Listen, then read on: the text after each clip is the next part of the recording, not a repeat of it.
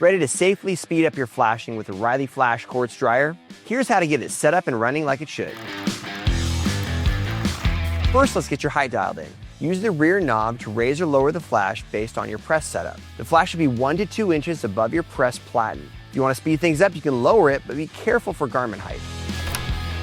The leveling feet stabilize the flash and keep it from moving back and forth. Next, let's power things up. Flip the lockout switch up to power it on.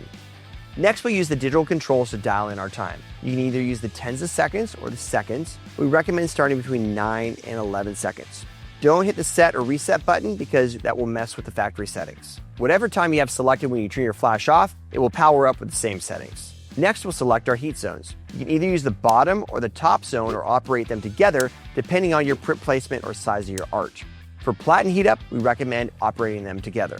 You can trigger the flash one of two ways, either by using the manual foot pedal or the automatic motion sensor.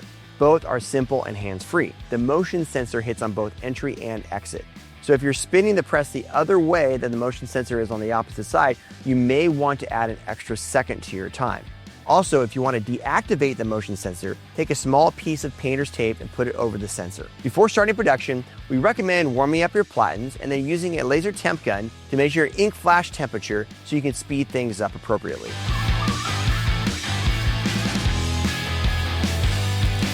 And that's how you run the Riley Quartz Flash. Simple, easy, safe, and ready for whatever your press can throw at it.